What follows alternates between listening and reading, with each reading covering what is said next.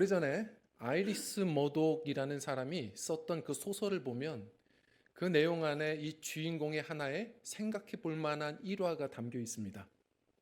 이 주인공 도라에 대해서 이런 설명을 하는데요. 하루는 도라가 이런 고민에 빠졌다. 자신은 이런 고민과 생각을 통해서 기독교 신앙을 떠나기로 결심했다. 그것이 무엇이냐면 내가 주기도문을 빠르게 외울 수는 있는데 느리게 외울 수 없다는 사실을 발견했다는 사실이다. 이게 무슨 얘기일까요? 우리의 이야기와 참 비슷합니다. 성도님들, 우리는 주일에 와서 수없이 주기도문 사도신경을 외웁니다. 그런데 주기도문이 뭐죠? 우리 주님이 알려주신 기도예요. 성도의 기도가 주기도문이고 성도의 믿음이 사도신경입니다.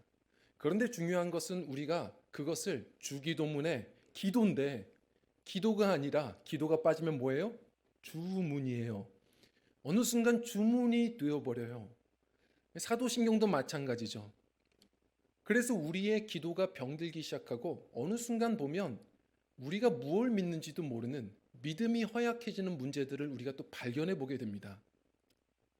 자, 제가 얼마 전에 작년도 목회 데이터를 좀 한번 찾아보는데요. 좀 가슴이 아팠습니다. 작년 한 해예요. 작년 한 해에 우리 한국교회 성도들 가운데 도라와 같이 이 기독교 신앙을 떠난 사람들이 얼마나 되느냐? 무려 13%였습니다. 심각한 문제죠.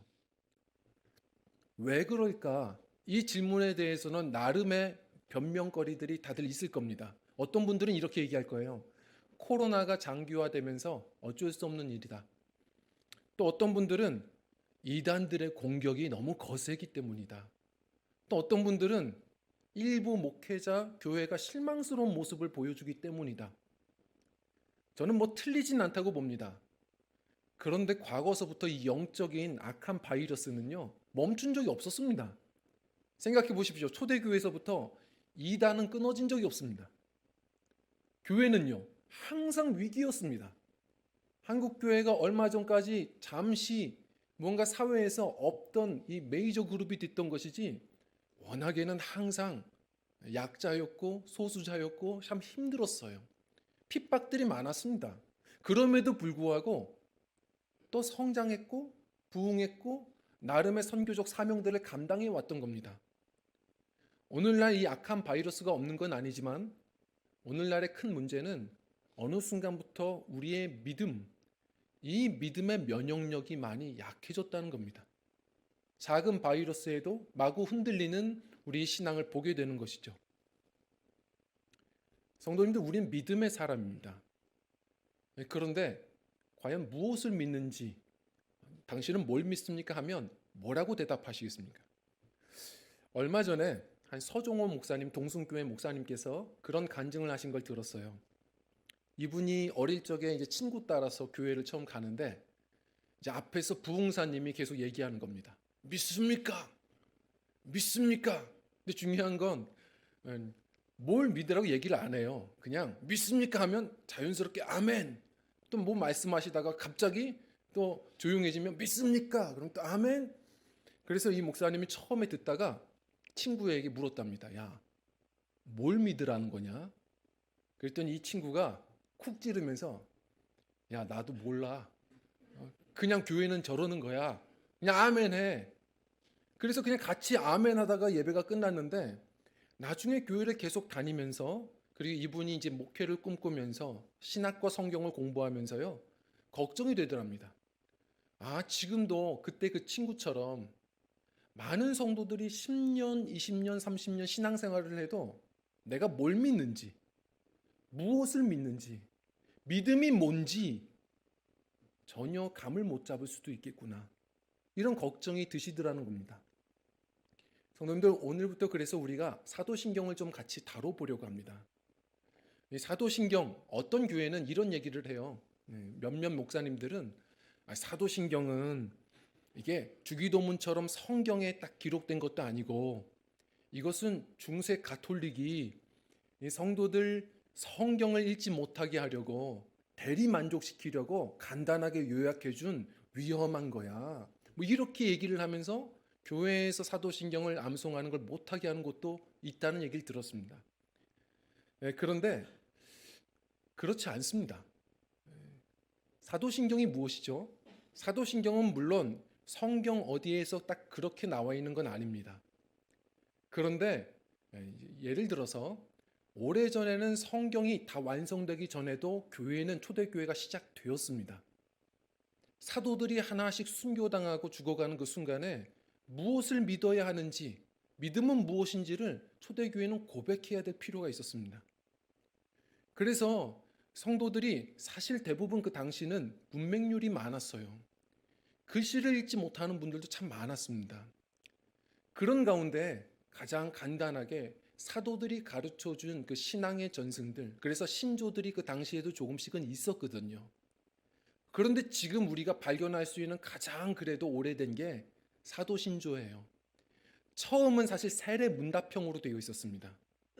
그것이 조금씩 계속 교회들이 논의하면서 확장되어 가며 성경을 가장 잘 요약한 것으로 이렇게 완성되어 온 거예요. 우리가 무엇을 믿는지 모두가 빨리 고백할 수 있도록. 예를 들어서요, 우리가 외국인이 안양의 드림교회를 찾는다면 한국의 큰 지도도 보겠죠. 그런데 그러고 나서는 더 가까이 안양 지도를 더 확대해서 보겠죠. 그런 겁니다. 우리가 무엇을 믿느냐 말할 때에는 빨리 새신자도 또 글씨를 못 읽어도 다 빨리 암송하고 고백할 수 있도록 사도신경, 성경의 요약과 같이 우리가 이 믿음을 고백하는 겁니다. 그러나 이 사도신경은 성경과 또 연결된 거예요. 그래서 성경으로 하나씩 더 깊이 알아가야 될 필요가 있습니다. 그래서 저는 이렇게 말씀드립니다. 중세 가톨릭이요, 사실은 종교개혁 이전에를 보면 그 당시는 종교개혁 이전에는 같은 뿌리입니다. 그리고 종교개혁 당시에도 마틴 루터, 칼빈 뭐 이런 우리 개신교의 교부라고 얘기하는 분들도 뭐라고 얘기했죠? 루터는 뭐라고 얘기했냐면 사도신경은 오히려 한 절 한 절 묵상하며 기도해야 된다. 칼빈은요, 장로교의 아버지와 같죠. 칼빈은 이 사도신경은 사도들이 그대로 만든 건 아니다. 그러나 분명한 건 사도들이 가르쳐준 그 신앙의 고백과 같고 성경을 잘 요약한 아주 중요한 신조이다. 그래서 그 기독교 강요도 사도신경 순서로 쓴 겁니다. 성도님들, 그래서 우리가 이렇게 질문할 수 있죠. 만약에 저에게 사도신경을 우리는 암송해야 됩니까? 말아야 됩니까? 저는 뭐라고 입장을 정하냐면 제대로 하자는 겁니다. 제대로 안 할 거면 안 하는 만 못합니다. 우리가 이 말씀 안에 비롯된 이 사도신경, 히브리서에서 뭐라고 얘기하죠? 믿음은 바라는 것의 실상이요. 실상이 뭔데요? 실상은 받침대라는 뜻이 있습니다. 우리가 이 받침대가 허약하다 보면 평상시는 괜찮으십니다. 그런데 바람이 불면, 인생의 풍파가 오기 시작하면 그 믿음마저 마구 흔들리실 겁니다. 우리의 이 믿음, 성경의 요약, 우리가 같이 한 절 한 절을 더 깊이 묵상하시면서 이제 우리의 온전한 믿음을 주님께 드릴 수 있는 우리 그런 아름다운 믿음들, 우리 아름다운 믿음의 공동체, 귀한 또한 교회가 되기를 소망합니다. 자, 오늘 이 첫 번째 이 문장이 뭐냐면요, 우리 따라하겠습니다. 끄레도. 첫 번째 문장이 끄레도입니다. 이게 어떤 말이냐면 우리는 사도신경을 얘기할 때 전능하사 천지를 만드신 하나님 아버지를 믿사오며 이렇게 이야기합니다. 그런데 사실 원문은 어떻게 되어 있냐면 끄레도로 시작합니다. 영어 사도신경도 그렇죠. I believe예요. 나는 믿습니다로 시작을 해요. 나는 믿습니다. 믿음입니다. 사도신경은 우리가 무엇을 믿는지, 앞으로 내용들은 다 성경 이야기, 핵심 교리들이죠. 믿음에 관한 이야기입니다. 나는 믿습니다. 이 온전한 믿음, 그것은 어떤 믿음인지 우리 한번 말씀을 통해서 더 같이 찾아보려고 합니다. 자, 첫 번째, 온전한 믿음은 무엇인가? 같이 읽겠습니다. 시작. 약속 위에 든든히 서는 것입니다. 아멘. 아니, 나는 한다면 해. 나는 무조건 할 거야. 한번 결심한 건 난 밀어붙여. 난 불도저야. 그런 성도님들 계십니다. 그건 믿음 좋은 게 아닙니다. 그건 성격이 센 거예요. 그건 고집이 있는 겁니다. 어떤 분들은 이렇게 얘기하죠. 나는 어렸을 때부터 항상 그렇게 신앙생활 해왔어. 난 그대로 해나갈 거야. 그건 신념이지 믿음이 아닙니다.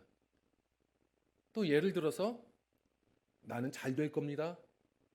성도님도 잘 될 겁니다. 그냥 그럴 것 같습니다. 그건 낙관적인 것이고 느낌이지 믿음이 아닙니다. 믿음이라는 것은 다시 말해 든든한 무언가의 받침대가 있어야 됩니다. 뭘 믿느냐는 겁니다. 성경을 우리가 귀하게 여기고 반석으로 여기며 우리가 그것을 믿는 것을 믿음이라고 말하는 겁니다. 사실 변하지 않는 받침대는 하나님이요 하나님의 말씀밖에 없습니다. 그 말씀 위에 서는 것이 우리 기독교의 신앙입니다. 그래서 좋은 믿음이다 아니다는 것은 성도님들 스스로를 판단해 보십시오. 말씀을 가까이 하실 때 우리 믿음이 바른 믿음이고 건강한 믿음인 겁니다. 내가 기도 열심히 하죠. 중요합니다. 봉사 열심히 하죠. 다 좋습니다. 근데 말씀 없으면 절대로 우리 믿음은 건강하게 자라지 못합니다. 우리 오늘 말씀은 23절 이렇게 이야기합니다. 한번 읽어볼까요? 시작. 또 약속하신 이는 미쁘시니 우리가 믿는 도리의 소망을 움직이지 말며 굳게 잡고 아멘. 이 미쁘신 이가 뭐죠? 이게 신실하시다 이런 뜻입니다. 그래서 메시지 성경을 보면 이 말씀을 이렇게 얘기해요. 하나님은 당신이 약속한 것 그 말씀을 반드시 지키시는 분입니다. 그래서 우리는 행복한 겁니다. 예를 들어서요. 한 20, 30년 전에는 약혼 문화가 많았습니다. 그런데 요즘에는 그 약혼 문화가 많이 사라진 걸 봅니다. 아니 왜 이렇게 사라졌지? 참 아름다운 전통 아니었나? 그런데 물론 여러 가지 이유가 있겠지만 제 이 궁금한 이 질문에 대해서 누가 이렇게 대답을 해주셨어요. 이제 공감은 좀 되더라고요. 마음은 좀 아팠습니다. 왜 약혼 문화가 사라지냐면 약속을 안 지킨다는 겁니다. 약혼을 하면 그때도 기쁘고 또 지금 당장 결혼식을 못해도 서로가 신뢰를 가지며 연애 생활을 하고 그러다가 나중에 결혼식이 되면 또 기쁨을 더 크게 누리고 기쁨이 더 커지는 것인데 중요한 건 약혼을 하고 나서도 서로가 믿지를 못하고 좋은 사람 생기면 또 다른 사람 보게 되고 이런 문화가 생기다 보니까 이제 약혼이 중요해지지 않았다. 의미가 없다. 이런 얘기를 하는 겁니다. 성도님들 우리가 한번 주님의 말씀을 생각해 보는 겁니다. 왜 기독교 신앙이 행복하냐면 약속 위에 서 있기 때문에 그런 겁니다. 우리는 약속하면 안 지킬 때가 대부분이지만 하나님은 신실하신 분이요 그분은 시건치 아니하시는 분입니다. 말씀하신 건 반드시 지키시는 분이거든요. 그래서 우리 건강한 신앙들은 분명합니다. 말씀을 가까이 하시는 분들이세요. 내 느낌상은 아닐 것 같아요. 나 같은 사람을 하나님이 느낌은 계속 달라집니다. 상황은 계속 변해요. 그러나 주님의 약속을 붙들고 서는 분들이기 때문에 오늘도 흔들리지 않는 겁니다. 하나님의 약속은 하나님은 약속하시면 곧바로 성취인 거예요. 시간의 차이가 있을 뿐이지 하나님은 그게 나뉘어져 계시지 않습니다. 그래서 말씀에 서는 게 아주 중요해요. 약속을 확신만 할 수 있다면 기다림도 즐거움 아니겠습니까? 이것이 우리 기독교 신앙입니다. 약속 위에 서는 거예요. 로마서 10장 17절 우리 한번 좀 읽어볼까요? 시작. 그러므로 믿음은 들음에서 나며 들음은 그리스도의 말씀으로 말미암았느니라. 아멘. 다른 것 없습니다. 아무리 다른 것 많이 해도 믿음은 하나님의 말씀으로부터 계속 서가는 겁니다. 가까이 하셔야 되고 순종해야 됩니다. 자, 그런데 요한복음 15장 7절 우리 말씀 계속 읽어보겠습니다. 시작. 너희가 내 안에 거하고 내 말이 너희 안에 거하면 무엇이든지 원하는 대로 구하라. 그리하면 아멘. 자, 보십시오. 우리가 말씀 안에 대충 거하시는 분들이 많습니다. 예를 들어 우리가 이 말씀을 이야기할 때도 보면 많은 분들이 뒷부분만을 이야기하십니다. 무엇이든지 원하는 대로 구하라 했어. 다 이루어 주실 거야. 앞에를 떼먹으세요. 그 말씀은 뭐라고 이야기하냐면 너희가 내 안에 거하고 내 말이 말씀이 네 안에 거하면이라고 얘기했습니다. 다시 말해 하나님의 말씀이 우리 안에 있다면 우리가 욕심 따라 구하겠습니까? 하나님의 말씀대로 우리가 순종하며 사는 분들은 기도도 건강해요. 그리고 많은 열매를 거두십니다. 예를 들어서요, 사도 요한이 한 번은 기분이 나빴어요. 예수님과 자신들을 무시하는 마을을 보면서 예수님 그냥 싹 번개 내리셔서 다 그냥 죽여버립시다. 화가 나가지고 얘기했어요. 그때 예수님이 응답하셨나요? 아니에요. 오히려 화를 내셨죠. 너 왜 이렇게 화를 내냐? 이 우레의 자식아, 우레의 자식이 뭐예요? 번개. 최초로 번개맨 된 거예요. 별명 붙여주셔서 혼을 내셨어요. 왜? 그건 예수님의 성품과 반하는 일이에요. 그리고 주님이 그동안 말씀 주신 말씀과 다른 길이에요. 그래서 주님의 성품, 주님의 말씀을 알지 못하면 우리의 기도는 병들어요. 예를 들어서 중요한 시험이 있습니다. 우리 시험을 준비할 때 어떻게 해야 돼요? 공부해야죠. 근데 많은 분들이 불안해. 불안하니까 어떻게 해요? 기도해요. 기도해야죠. 근데 기도를 하면서 기도만 해. 공부를 안 해요.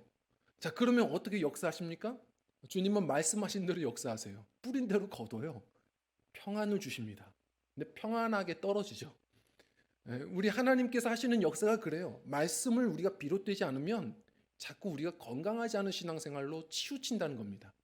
주님은 씨앗의 비유를 말씀하셨어요. 뿌리면 30배, 60배, 100배 결실들을 얻겠지만 뿌리지 않으면 거둘 수 없는 거예요. 순종의 삶으로 나가야 돼요. 이런 약속을 우리가 바탕으로 한 믿음 생활들을 할 때 우리 기도도 믿음도 늘 흔들리지 않을 수 있습니다. 하나님의 말씀은 절대로 변하지 않거든요. 그 말씀을 우리가 잘 굳건히 붙들며 때가 더할수록 오늘의 말씀처럼 우리 이 말씀을, 이 믿음의 도리를 굳게 붙들 수 있는 건강한 믿음들이셔야 합니다. 그리고 두 번째로는요, 우리 같이 읽겠습니다. 시작. 하나의 끈으로 묶이는 것입니다. 아멘. 하나의 끈으로 묶이는 겁니다. 이게 뭘까요? 믿음. 사도신경을 한번 생각해 보십시오. 사도신경, 왜 우리가 같이 함께 암송하는 겁니까? 하나로 묶이는 겁니다. 하나님과 성도와 묶이는 거예요. 믿음은 그런 겁니다. 예를 들어서 이 사도신경은 라틴어로는 재미있는 표현이에요. 심볼로룸, 아포스톨로룸 이렇게 얘기를 합니다. 이게 사도들의 심볼로룸, 표시예요. 표시. 자, 이게 무슨 말입니까? 심볼이에요. 표시. 예를 들어서 아파트 밑에서부터 위로 이렇게 계단 운동하신 분들은 보셨을 겁니다. 각 대문 앞에 이렇게 교패들이 여러 가지가 붙어져 있죠. 그런데 교회 이 교패들을 보면 여러 교패들 중에 보면 물고기 모양들을 많이 보실 겁니다. 그럼 모르시는 분들은 저분들은 바닷가에 있는 교회 다니시나? 막 그럴 거예요. 그런데 사실 이것은 기독교 전통의 아주 중요한 의미입니다. 익투스, 헬라어로 익투스가 물고기예요. 오래전 그리스도인들이 그렇게 핍박당할 땐 십자가 같은 걸 표시할 수가 없었어요. 누가 성도인지 모르겠어요. 그때는 어떻게 합니까? 물고기, 익투스. 남들이 볼 때는 쟤들이 물고기 얘기하나 보다. 그런데 기독교인들끼리는 비밀이죠. 알아요. 익투스라는 말은 한자 한자 풀면 그들에게는 신앙 고백이었거든요. 지금도 로마의 카타콤 같은 데 가보면 핍박당해서 지하에 숨어 예배하던 그들 그 무덤가에 계속 출토되는 것들을 보면요. 이런 물고기 모양의 익투스 이런 것들이 많이 발견됩니다. 이것이 한자 한자 그리스도인들은 알죠. 예수스, 크리스토스, 데오스, 비오스, 소테르. 예수 그리스도 하나님의 아들 구원자이십니다. 마태복음 16장 16절 베드로가 고백했죠. 주는 그리스도시요 살아계신 하나님의 아들이십니다. 바요나 시몬아 네가 복이 있도다. 네 고백 위에 내 교회 음부의 권세가 해하지 못할 교회를 세울 거야. 교회는 그런 곳이에요. 다른 사람들은 모르죠. 비밀 코드인 거예요. 얼마 전에 이제 둘째 아이가 이렇게 간식을 막 쟁여놔요. 그래서 자신이 오늘 저녁에 못 먹겠고 배불러서 못 먹겠고 내일은 이거 꼭 자기가 먹고 싶은데 이제 걱정스러운 거죠. 왜냐하면 최고의 적이 있거든요. 첫째 언니가 있어요. 그래서 이걸 어떻게 하면 좋을까 고민하다가 저에게 찾아와서 얘기하는 거예요. 아빠, 제가 이걸 내일 꼭 먹고 싶은데 언니가 걱정이 돼요. 그래서 이걸 밖에 비어있는 새 장에다가 숨겨놓을 건데 제가 잊어버릴 것 같아요. 아빠 내일 저녁쯤 되면 저에게 암호로 빵이라고 얘기해 주세요. 그냥 빵 하면 제가 알아듣고 몰래 먹을게요. 그래서 알겠다. 다음 날 이제 저녁이 돼서 제가 생각해 놓고 다 모여 있는데 식사할 때 얘기했어요. 빵. 그랬더니 둘째 아이가 못 들은 것 같아요. 그래서 빵, 빵 이렇게 그랬더니 이제 첫째 아이도 들어버린 거죠. 근데 계속 빵 소리 들으니까 얘는 모르죠. 아빠가 장난하는 줄 알고 얘가 빵 소리 듣더니 아 하고 죽는 표현을 하는 겁니다. 얘는 모르는 거예요. 그런데 둘째 아이는 알고 식사 끝나고 바로 베란다 가서 만찬을 이제 즐긴 겁니다. 성도님들 이게 바로 비밀 코드입니다. 카타콤에 내려가서 그렇게 신앙생활 한 성도들도 있지만 뭘 먹고 살아요? 밖에서 목숨 걸어서 농사 짓고 그렇게 곡식들을 주던 그런 순교 정신으로 살던 그리스도인들이 당시에 많았습니다. 근데 살다 보면 누가 그리스도인지 모르겠는 거예요. 걸리면 죽어요. 그럼 어떻게 해야 돼요? 물고기예요. 딱 그리스도인인 것 같으면 반원을 그립니다. 그러면 밖에서도 또 하나 알아차리고 반원을 같이 그려서 맞춰요. 그러면 이게 물고기 모양이거든요. 그럼 서로가 얼싸안고 울고 기도하고 함께 협력해서 교회를 섬겼어요. 이게 믿음의 선배들이었습니다. 성도님들 이것이 비밀의 코드예요. 우리가 예배 시간에 사도신경을 하는 건 그런 겁니다. 하나님께 반쪽 원을 드리는 거예요. 하나님, 제가 성경 그대로 이렇게 다 믿습니다. 그러면 하나님이 또 반쪽 원을 맞추시는 거죠. 그래, 내가 너의 아버지니라. 내가 너를 사랑한다. 그게 살아있는 예배예요. 주님 만나고 하나 되는 거예요. 주님께 영광, 그러면 주님이 은혜. 그게 바로 예배입니다. 그리고 성도들끼리도 비밀인 거예요. 예전에 그 신천지가 그렇게 난동 부리는 한 교회 영상을 보니까요. 사도신경 할 때 다 티나더라고요. 못해요. 이 믿음 그대로를 우리가 인정하는 게 형제와 자매예요. 서로가 성격이 다르고 서로의 생김새가 달라도요. 신앙으로 한 고백을 하는 겁니다. 나는 다리고 나는 손이고 서로가 다르지만 하나 되어 주 안에 사랑하는 우린 지체입니다. 함께 고백하는 거예요. 성도님들 이 사도신경이 그런 의미입니다. 우리는 이 믿음을 가지고 있습니다. 어떤 분들은 내 믿음은 특별해. 나는 믿음이 강해. 그건 어찌 보면 위험한 거예요. 그건 나는 믿음이 너무 좋은 것 같아. 난 예수인 것 같아. 이거 이단이에요. 성도님들 우리 신앙의 전통 성경 안에서 한 믿음 한 성령 안에서 하나 되는 것. 이것이 아주 중요한 고백입니다. 그리고 마지막 세 번째로는요. 우리 함께 읽겠습니다. 시작. 아는 것을 넘어 신뢰하는 것입니다. 아멘. 신뢰하는 것이죠. 우리 말씀을 한번 읽어볼 텐데 25절입니다. 시작. 모이기를 패하는 어떤 사람들의 습관과 같이 하지 말고 오직 권하여 그날이 가까움을 볼수록 더욱 그리하자. 아멘. 이 말씀은 보통 교회가 많이 모입시다. 우리 모이는데 힘씁시다. 물론 맞는 얘기인데요. 왜 이런 얘기를 했는지를 우리가 잘 모르죠. 히브리서를 왜 썼습니까? 너무 그리스도인들에 대한 핍박이 많았어요. 그러다 보니까 어쩔 수 없이 공동체를 떠나야 됐고 떠나다 보니 이 불이 꺼지기 쉽죠. 신앙이 자꾸 식어지는 거예요. 이런 문제에서 자꾸 더 뭉치자, 함께하자 이런 얘기를 하는 겁니다. 성도님들 신앙생활은 안정적이라는 게 없어요. 수 없는 삶의 고통도 있지만 루터가 말한 대로 이중 고통이라고 우리 신앙 때문에 핍박도 경험하는 게 제대로 된 믿음입니다. 그럼에도 불구하고 힘들어도 주님 말씀 붙들고 한 걸음을 내딛는 것이, 그것이 바로 진정한 믿음이에요. 예를 들어서 성경에 보면요, 예수님이 큰 믿음, 작은 믿음을 얘기하신 적이 있습니다. 큰 믿음, 작은 믿음. 이건 제가 한 얘기가 아니에요. 믿음도 큰 게 있고 작은 게 있다는 거예요. 그런데 더 놀라운 것은 누가 작은 믿음이었어요? 베드로. 그 풍랑 가운데 두려워 떨 때 이 제자들, 이 믿음이 적은 자더라. 예수님이 혼을 내셨어요.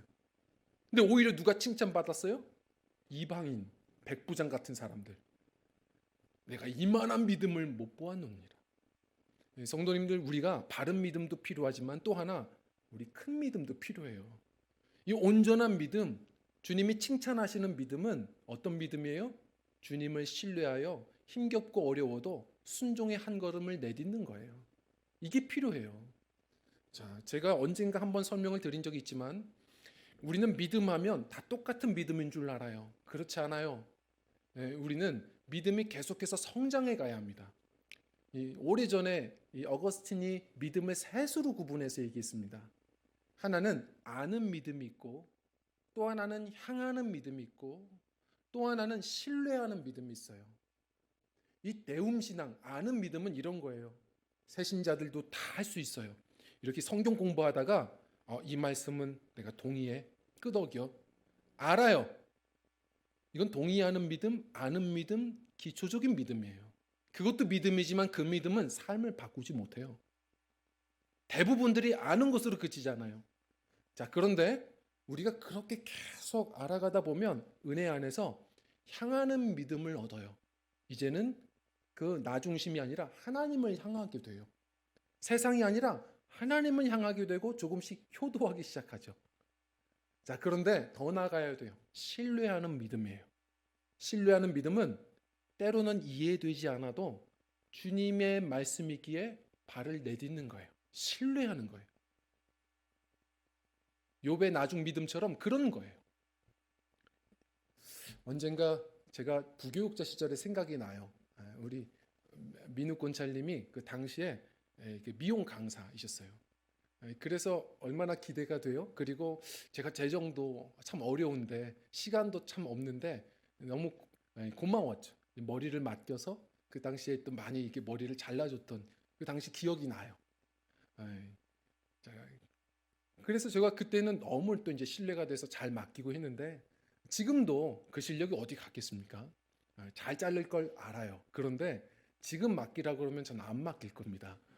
왜냐하면 이제 육아하느라 또 몇 년 지났고 또 그러다 보면 실수하실 수도 있을 것 같고 알긴 알지만 맡기지는 않을 거예요. 몇 줄을 제가 설교를 쉬어야 될지 몰라서 맡기지 않을 겁니다. 이게 아는 것과 신뢰의 차이예요. 신뢰는 그냥 아는 게 아니라 올라타는 거예요. 그냥 이해되지 않아도 그대로 그의 말 따라 가보는 거예요. 그게 신뢰예요.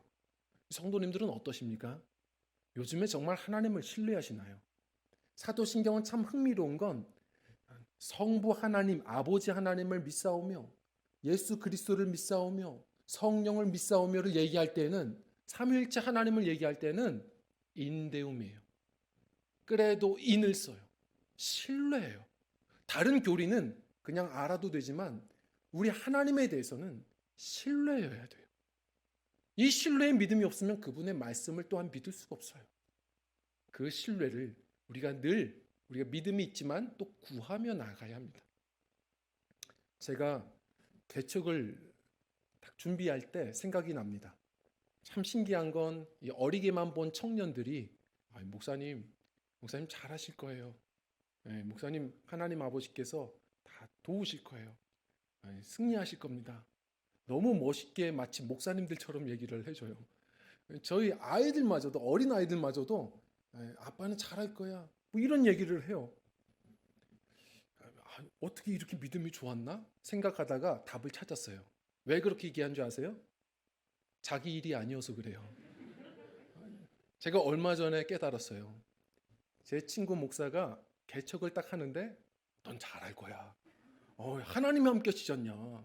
기도하면 되지, 목사가. 저도 제 일이 아니면 얘기할 수 있습니다. 성도님들, 이게 틀렸다는 게 아닙니다. 사람이 내 일이 아니면 오히려 훈수두는 길이 보여요. 조금 떨어져 보면 오히려 답을 찾습니다. 너무 문제에 깊이 골몰하다 보면 답이 안 나와요. 우리가 어디서 실수를 하냐면 주님을 믿는다고 말하면서 우리가 주님을 신뢰하지 않아요. 자꾸 어떤 문제가 생기면 내 문제라고 생각하는 거예요. 성도님들, 끄레도라는 말이 뭔지 아십니까? 끄레도가 두 마디가 합쳐진 거예요. 이게 끄레가 뭐냐면 이게 끄로, 다시 말해 심장이에요. 그리고 도가 뭐냐면 드린다예요. 심장을 드리는 거예요. 그건 뭡니까? 이제는 심장이 내게 있어요, 없어요? 아니에요. 주님께 드린 거예요. 아무리 힘든다고 해서 죽겠다고 말씀하지 마세요. 그거 교만이에요. 이제는 사는 것도 주를 위해 사는 거고 죽는 것도 주를 위해 죽는 거예요. 사나 죽으나 주의 것입니다. 이 고백이 신앙 고백이에요.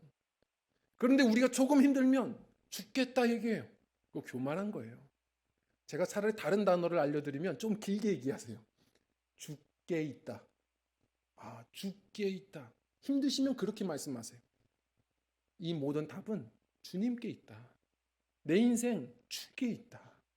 자녀 문제 주님께 있다. 좀 떨어져서 보시자고요. 그러다 보면 이 문제도 주님의 것이에요. 그러면 주님께서 하시는 일들이 좀 더 보여요. 우리는 다 할 수는 없지만 내 인생을 아시는 주님이 그때그때 주시는 한 걸음의 내 발의 등 말씀을 우리가 붙들고 한 걸음을 걸어낼 수 있어요. 그것이 우리의 신앙입니다. 성도님들, 이 믿음으로 우리가 더 견고하게 꿈꾸며 구하며 나아갔으면 좋겠습니다. 마지막 때 뭐라고 얘기했습니까? 이 혼란스러운 때 더욱 우리의 이 믿음의 도리를 굳게 잡아야 된다. 다른 게 문제가 아닙니다. 우리 안에 믿음이 많이 허약해져 가는 겁니다. 우리 말씀 한 구절 구절을 통해서 또 신뢰하며 걸어가면서 우리의 믿음이 갈수록 더 견고해져 가는 은혜가 있었으면 좋겠습니다. 우리 주님이 말씀하신 대로 인자가 다시 올 때에 내가 믿음을 보겠느냐 하셨습니다. 믿음이 그렇게 만만치 않은 겁니다. 우리 주님께서 오시는 그날 우리 귀한 성도님들 온전한 믿음으로 주님을 뵙게 되는 승리하는 교회, 승리하는 성도들, 아름다운 믿음의 여정들이 되시기를 주의 이름으로 간절히 축원합니다. 우리 찬양하고